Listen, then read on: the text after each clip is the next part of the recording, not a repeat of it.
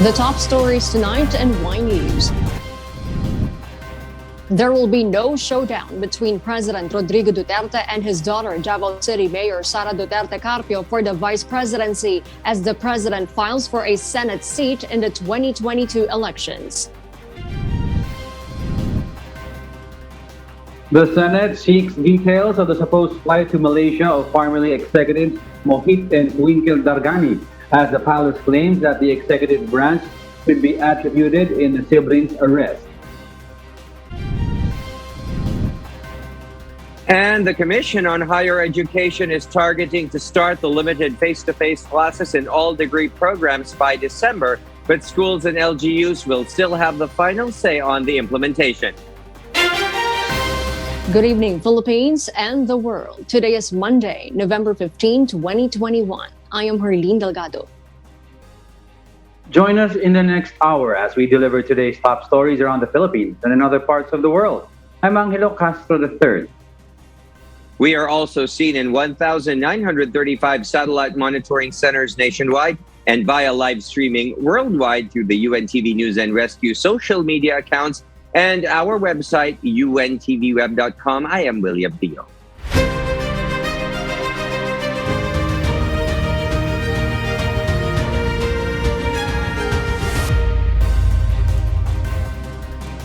President Rodrigo Duterte, through his lawyer, files his Certificate of Candidacy to join the senatorial race in the 2022 elections. He will be running under Federalismo ng Dugong Dakilang Samahan, an allied party of PDP Laban Kusi Wing. Nel Maribohok will tell us why.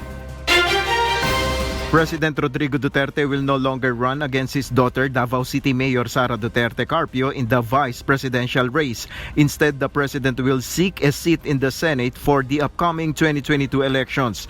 Federalismo ng Dugong Dakilang Samahan or PDDS founder Greco Bellica said that it was a party decision to have President Rodrigo Duterte run for the Senate instead of the vice presidency.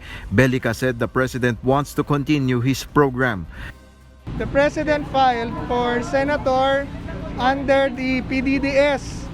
Ito po ang partido na inorganize at ginawa namin noong 2018 na kanila to continue the aspirations of the President for the country, pagpatuloy ang kanya pong mga programa. President Duterte didn't personally file his Certificate of Candidacy but was represented by lawyer Melchor Jaymond Aranas. Duterte substituted Mona Lisa Visorde of PDDS. According to PDP Laban Kusi Wing Secretary General Melvin Matibag, the PDP Laban PDDS alliance is further strengthened by President's decision to file his COC for Senator, and PDP Laban fully supports President Duterte's decision.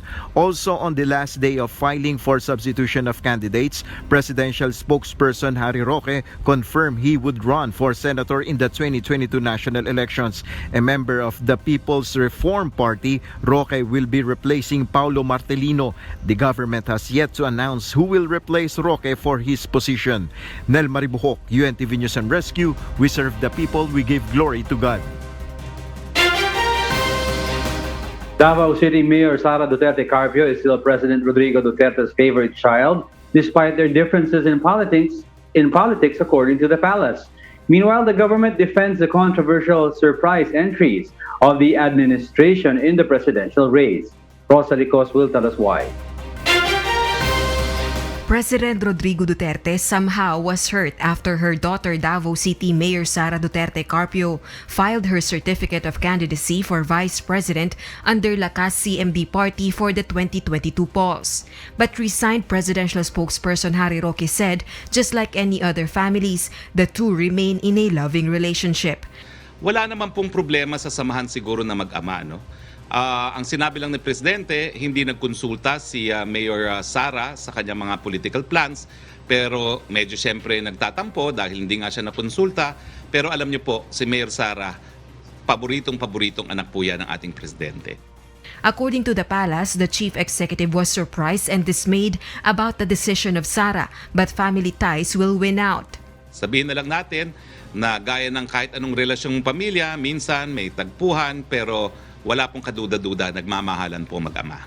Siguro nga po may konting tampo, pero I can assure you po, apple of his eyes apple of his eyes si Mayor Sara sa paningin po ni Presidente.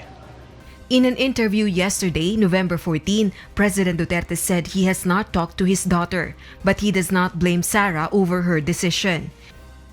Hindi ko naman siya sinisisi. Kasi hindi naman kami nag-uusap. So, yung desisyon nila ang ayaw ko na tatakbo lang. I'm sure yung pagtakbo ni Sara, desisyon nila bongbong yun.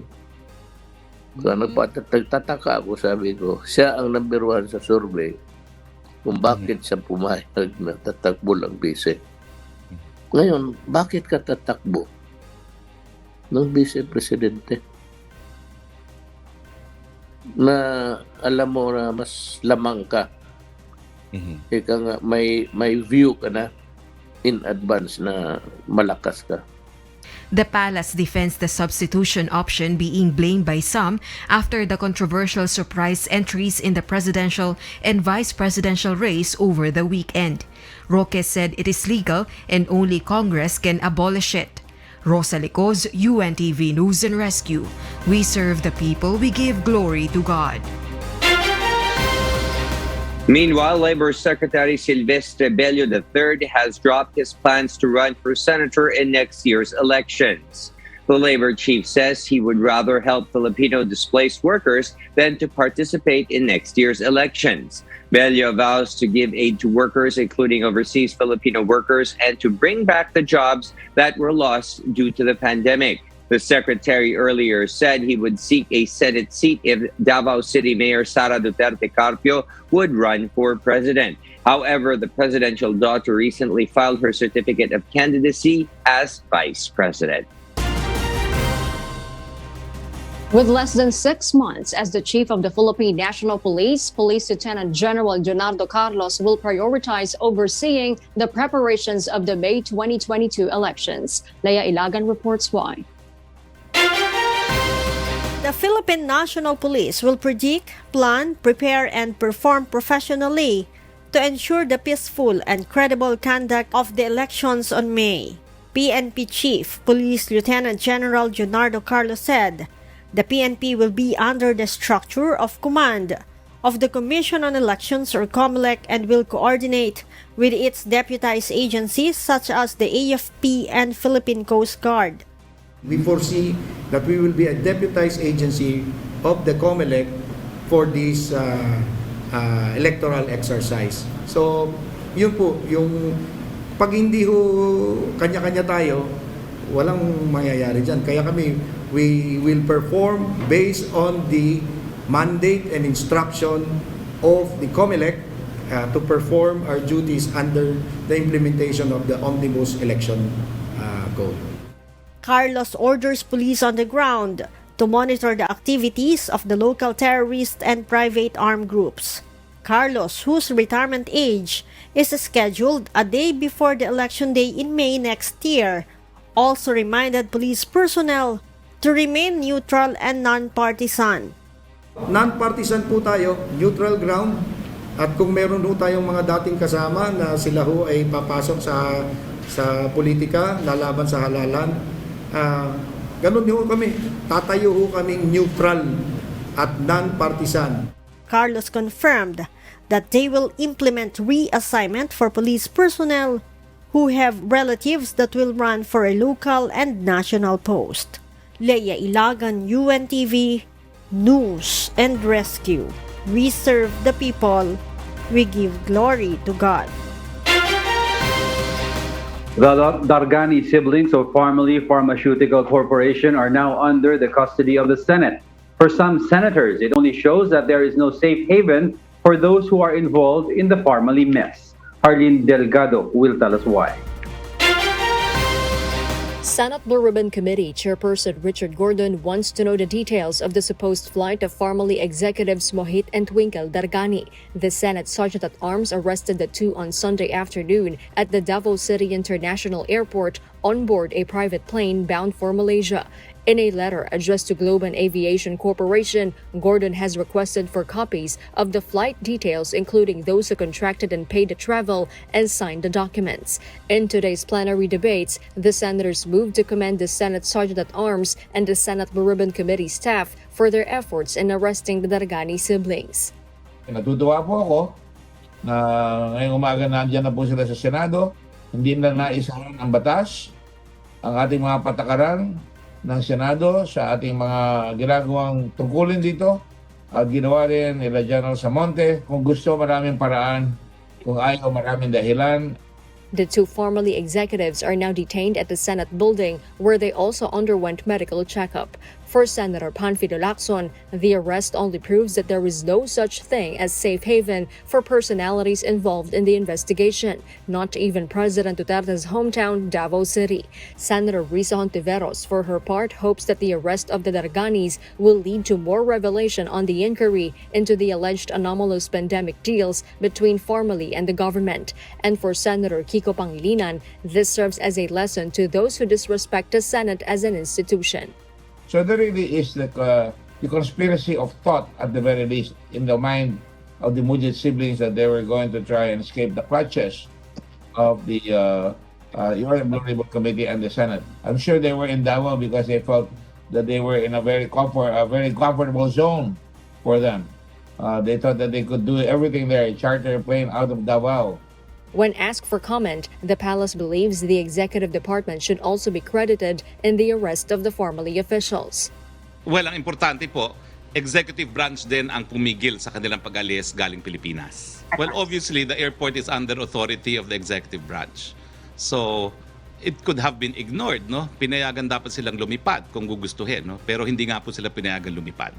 The Senate Sergeant-at-Arms adds they will continue looking for former Budget Undersecretary Lloyd Christopher Lau. The 15th Senate Blue Ribbon Committee hearing will be held on November 26. Jorlene Delgado, UNTV News and Rescue. We serve the people. We give glory to God. President Rodrigo Duterte will decide on the recommendation of the Interagency Task Force for the Management of Emerging Infectious Diseases, or IATF, on the controversial face shield policy. He will reveal it during his talk to the people tonight. This after some local government units decided to ease the policy in their areas aside from medical settings. Currently, the national government still mandates the wearing of face shield in closed and crowded areas. Sigurado po mamaya sa Talk to the People, aanunsyo ni Presidente kung inaaprubahan niya o hindi ang rekomendasyon ng IATF tungkol nga po sa pagsusuot ng face shields. The Department of Health, or DOH, has created an administrative order allowing hospitals and local government units to procure their own supply of the RONAPREVE drug, which is used for COVID-19 treatment. Aiko Miguel will tell us why live. Yes, Aiko, go ahead.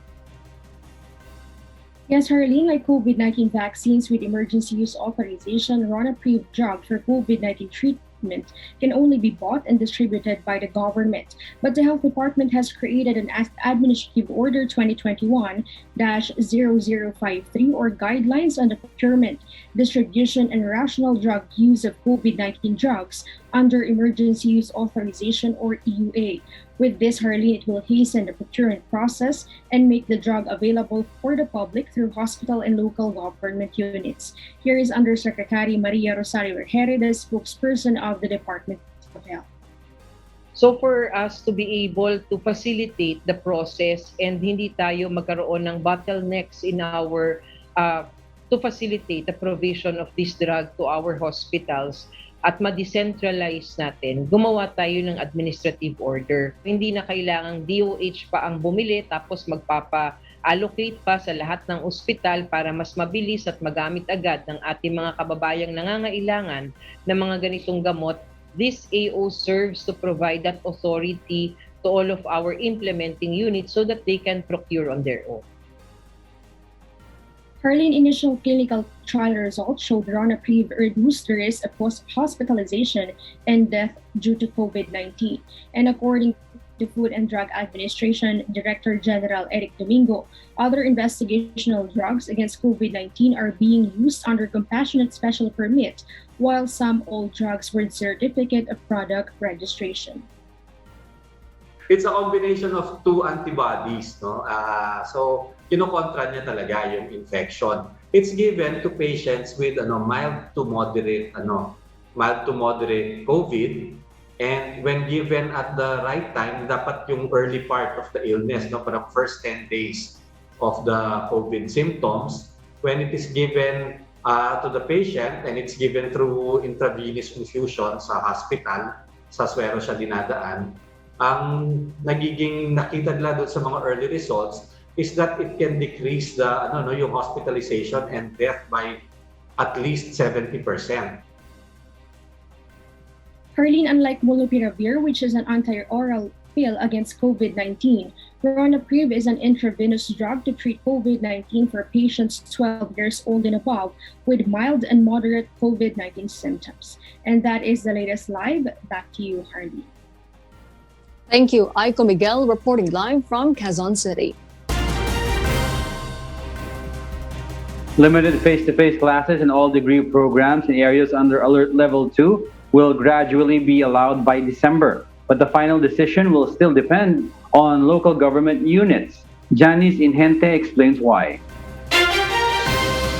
The Commission on Higher Education, or CHED, described the Phase 1 in the conduct of limited in-person classes in areas under Alert Level 2 like Metro Manila. In Phase 1, all regions under Alert Level 2 may apply to conduct limited face-to-face classes in all degree programs beginning December 2021 and onwards. A maximum of 50% indoor capacity for fully vaccinated individuals and those below 18 years old regardless of vaccination status, and 70% outdoor capacity. CHED Chairperson Prospero de Vera III said it is still the institution and LGUs that will have the final decision on when they will implement face-to-face classes in their areas. The role of the LGU is very important because when we expand limited face-to-face and we allow more students to come to the campuses, public transportation becomes very critical. We must know if the public transportation system is safe.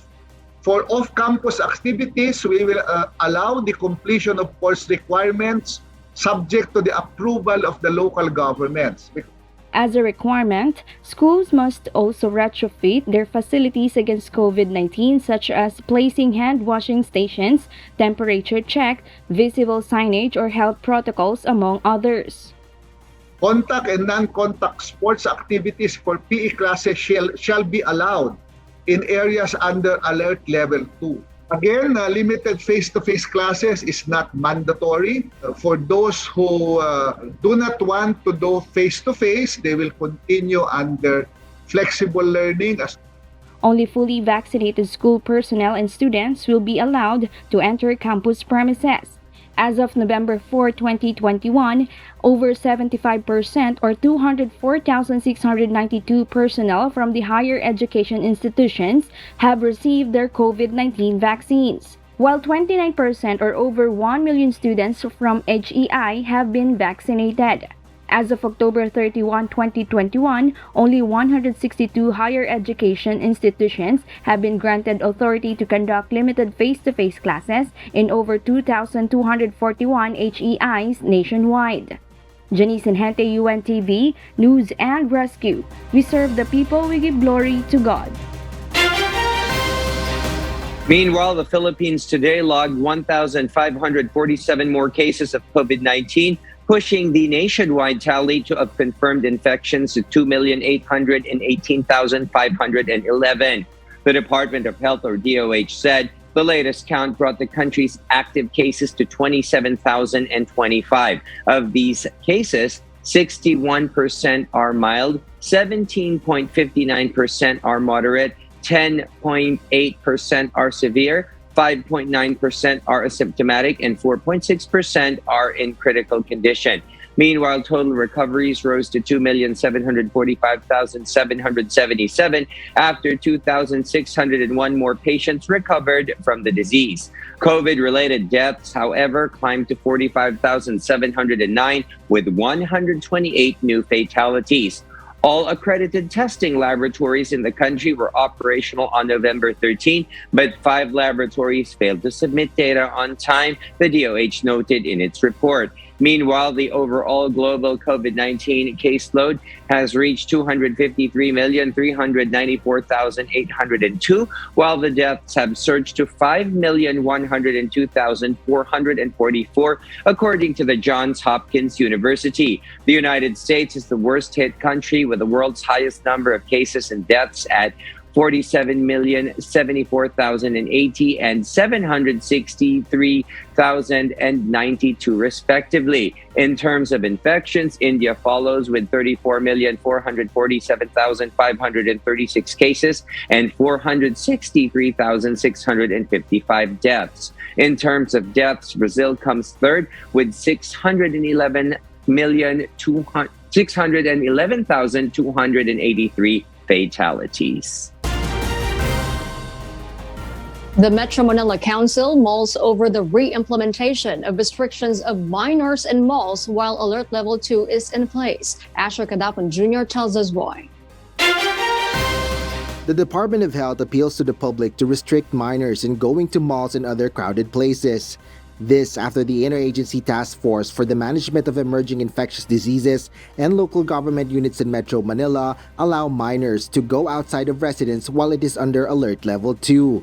DOH Undersecretary Maria Rosario Vergere explains that it is riskier to children below 5 years old as they are allowed not to wear face masks due to possible suffocation.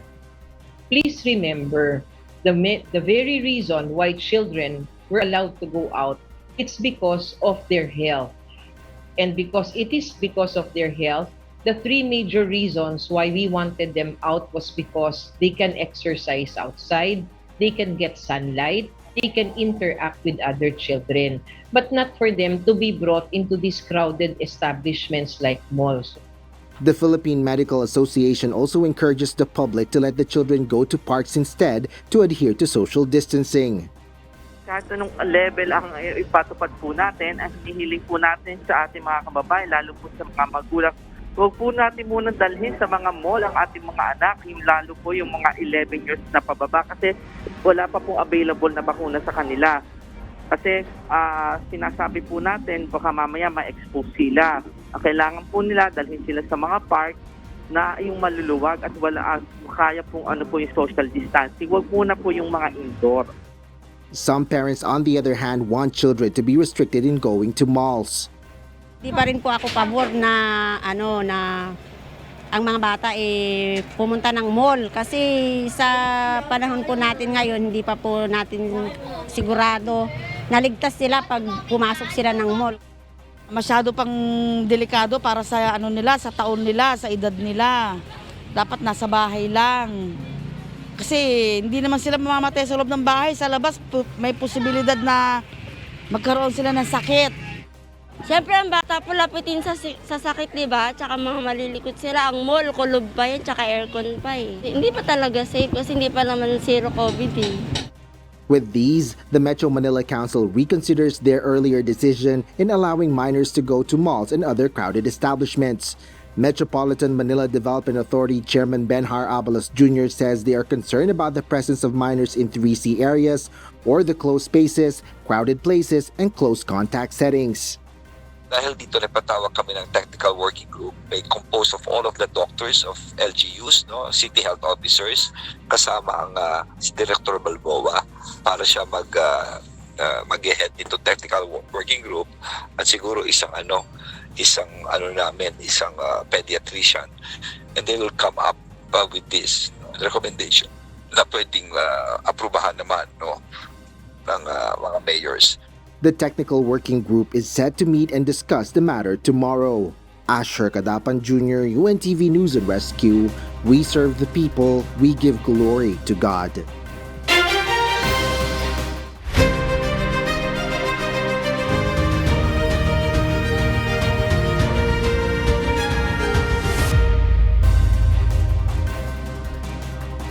Former National Task Force to End Local Communist Armed Conflict spokesperson Antonio Parlade Jr. filed his Certificate of Candidacy as substitute candidate for president in the 2022 national and local elections. Dante Amento will tell us why. Former NTF-ELCAC spokesperson and retired Lieutenant General Antonio Parlade Jr. filed his Certificate of Candidacy for President. He stresses that there is no hope for the country as what is happening under Moro-Moro in politics right now. Parlade has accused presidential aspirant Senator Bongo that he controls President Duterte's decision. So kung meron kayong problema sa gobyerno because of Senator Bongo, lumapit kayo sa akin, kausapin niyo ako, join us, because I am not a politician and I'm pretty sure that I'm going to fight for your rights also. But in a statement, Go denies the allegation, saying the president himself disclosed no one controls over his decision. Parlade vows to continue the NTF-ELCAC programs to suppress insurgency and end armed conflict in communities. Ngayon gusto nilang i-dissolve ang National Task Force ELCAC. I think it's incumbent upon us to make sure that this program, a very good program of President Duterte, will be sustained. Based on initial data from COMELEC, there is 19 withdrawals in different national posts and no data yet on substitution. Meanwhile, retired PNP Chief General Guillermo Eleazar has also filed his Certificate of Candidacy or COC for Senator. Eleazar wants to continue programs to empower the PNP and the AFP to attain peace and order. Eleazar added he asked the blessing of Senator Bongo to run, which the latter agreed. Lagi naman na doon tayo dumadaan sa kanya at yun ay sinabi niya na kanya ay parating doon. But the point is, ako ay labis na nagpapasalamat, may appreciation to President Duterte sa buong gobyerno dahil ako naging bahagi ng pamahalaan na ito na talaga naman nagbigay din ng contribution kagaya ng bawat isa. Eleazar is running under Partido Reforma of Senators Fanpelo Lacson and Senate President Vicente Soto III. Dante Amento, UNTV, News and Rescue. We serve the people. We give glory to God. The Department of Agriculture seeks amendment of policies before private companies abroad conduct their own vaccine trials in the Philippines against the African swine fever. Eileen Sarudo explains why. The Department of Agriculture is still waiting for the United States-based company to release the results of its vaccine trials for African swine fever. Based on the previous memorandum of agreement signed by the DA, only the company has the right to release the results of their ASF vaccine trial conducted in the Philippines.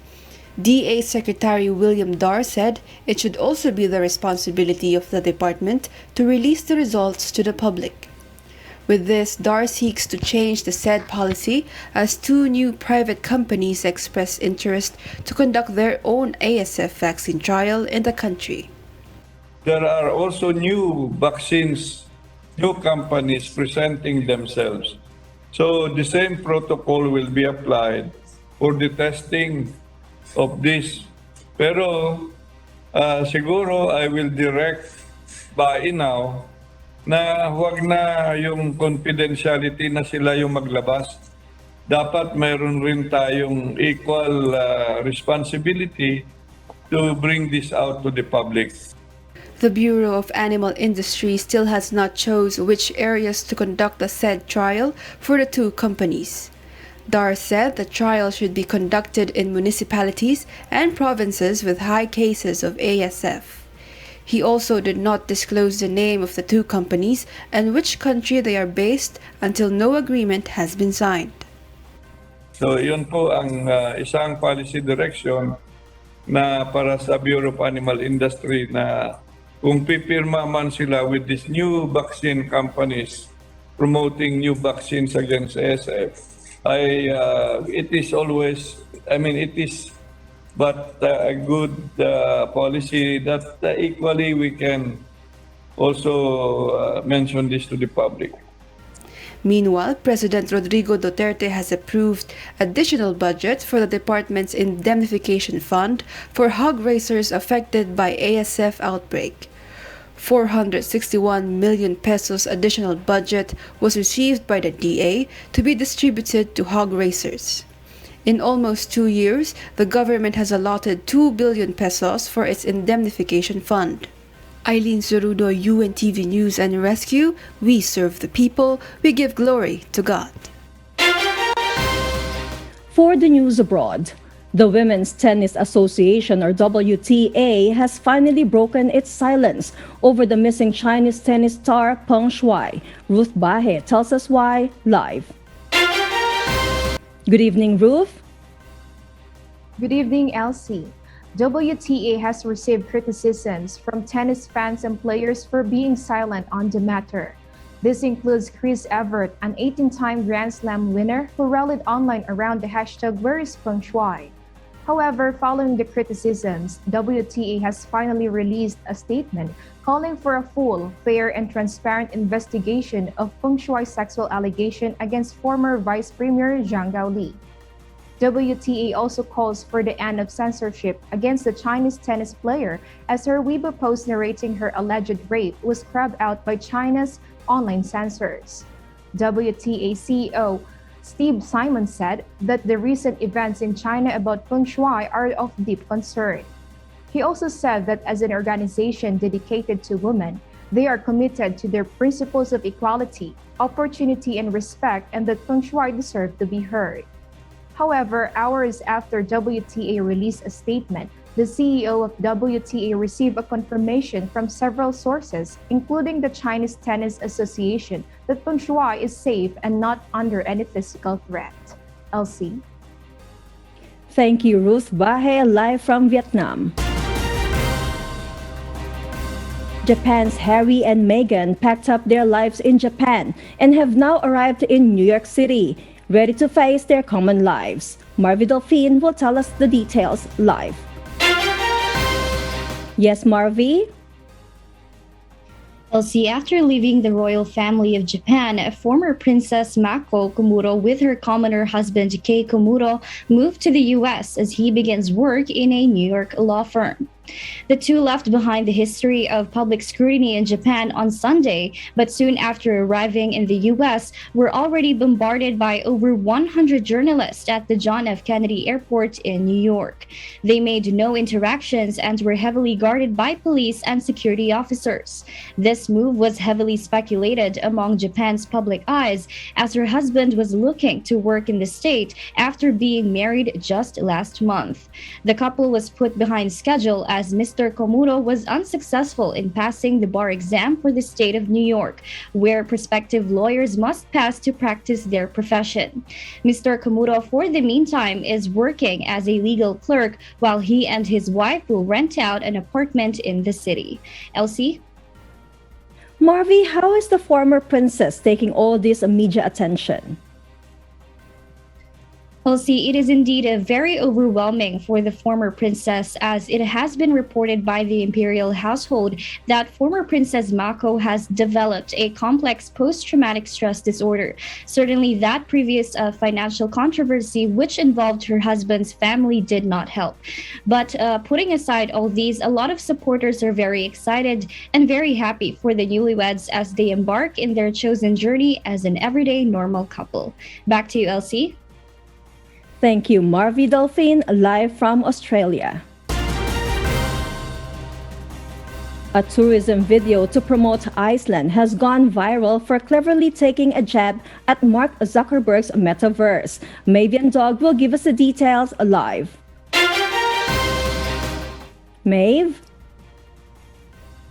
Elsie, following the announcement of Virtual World Metaverse last month, Mark Zuckerberg has become the object of attention in Iceland's latest promotional video. The viral clip features a Zuckerberg lookalike who proposes an alternative to the metaverse called the Icelandverse.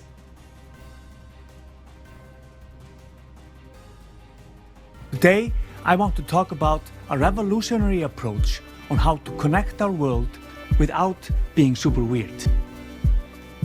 Some said it's not possible. Some said it's out of reach. To them, we say, it's already here. Seriously, look, it's right here. And what do we call this not-so-new chapter in human connectivity? The Icelandverse. Enhanced, actual reality without silly-looking headsets. Iceland officials have joined in on the joke, with head of Visit Iceland Sigridur Gudmundsdóttir saying that Icelandverse was built with experts in government, industry, nature, and academia, an open-world experience that is millions of years in the making. Our open-world experience, everything is real.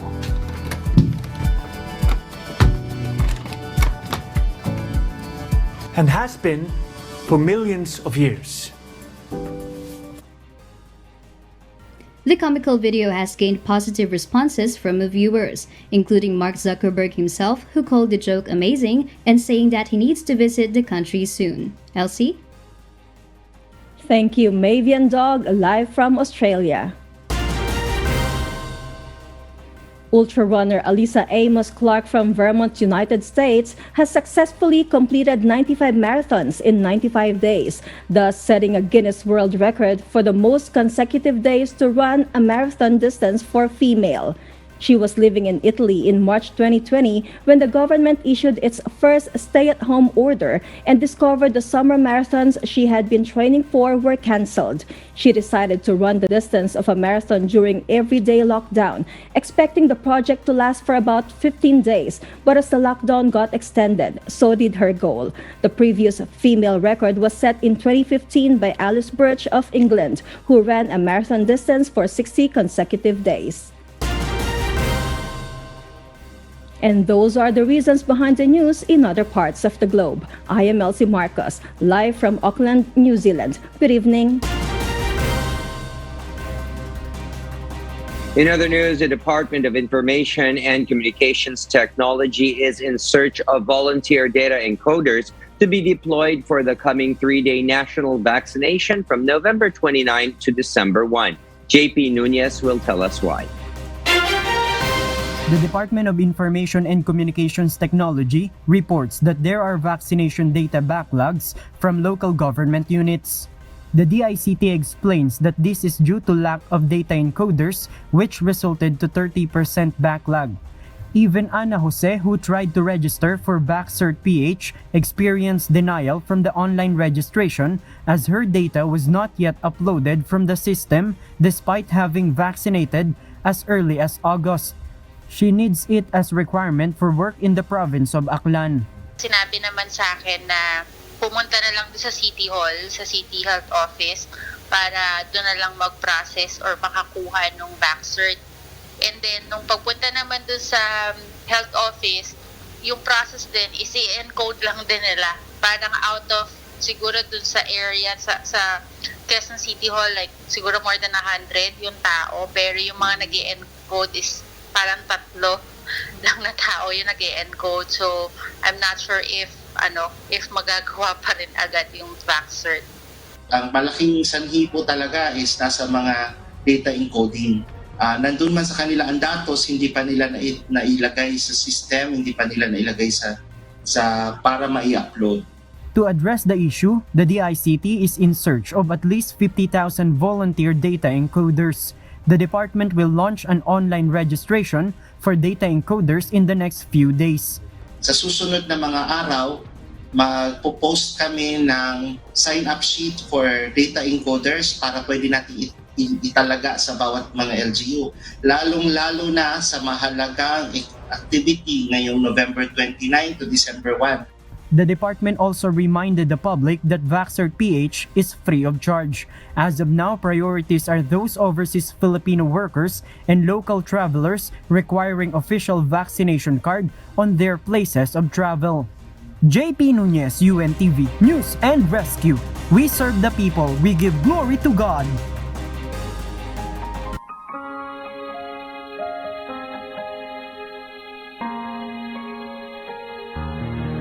1 Peter chapter 2, verse 20. It says, "For what glory is it If when ye be buffeted for your faults, ye shall take it patiently. But if when ye do well and suffer for it, ye take it patiently, this is acceptable with God.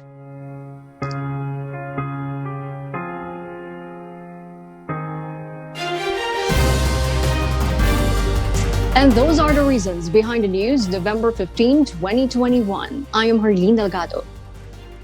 Reasons we deliver to you as they unfold. I'm Angelo Castro III. And because we need to know, we will always ask why. I am William Theo. We serve the people. We give glory to God. Ang masasabi ko lang po, nagmamahalan po ang mag-amang Rodrigo Roa Duterte at Mayor Inday-Sara. Hindi po sila magbabanggaan, hindi po sila maglalabanan sa kahit anong posisyon. Kung meron kayong problema sa gobyerno because of Senator Bongo, lumapit kayo sa akin, kausapin niyo ako, join us because I am not a politician and I'm pretty sure that I'm going to fight for your rights also. Natutuwa po ako na ngayong umaga nandiyan na po sila sa Senado, hindi na naisahan ang batas.